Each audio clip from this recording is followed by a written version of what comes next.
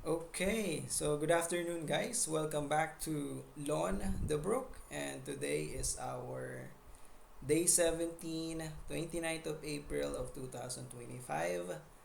Though wala pa rin tayong bagong side hustle projects, pero tuloy pa rin tayo sa trading journey natin gamit ng demo account. And I would like to share it with you, no? And ayun, kanina nag-place ulit ako ng trade gamit yung demo account natin and of course, ang pinaka goal is testing pa rin ang strategies at disiplina kasi of course sa trading hindi lang basta-basta paglalagay ng trades.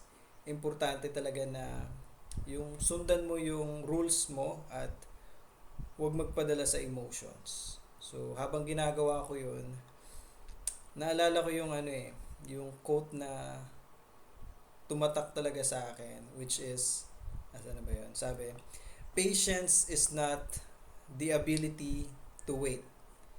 It's how you react while waiting.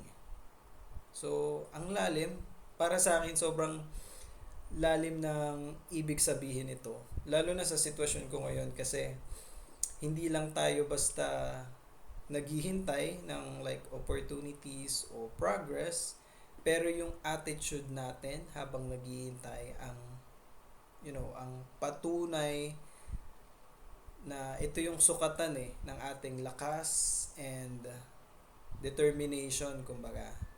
So, alam ko minsan kung napapansin nyo rin, nakakainis at nakakapagod yung waiting game. Lalo na kung yung gusto mo na kumita agad or makita yung resulta agad-agad. Pero sa journey na to, natutunan ko na mas mahalaga yung kung paano tayo nagre-react habang naghihintay. So dapat kumbaga dapat positive, patient, and yung focus pa rin tayo sa goals natin, no?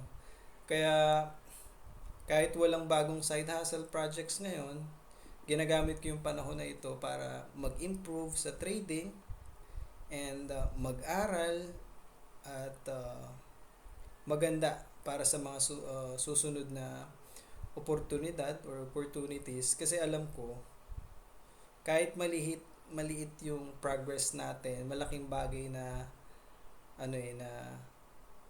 bagay na sa pag-abot natin ng mga goals natin o yung tinatawag natin pangarap, no?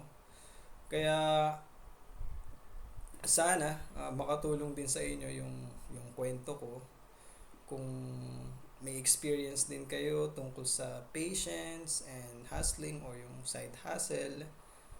Don't hesitate to share and comment lang tayo. Kwentuhan.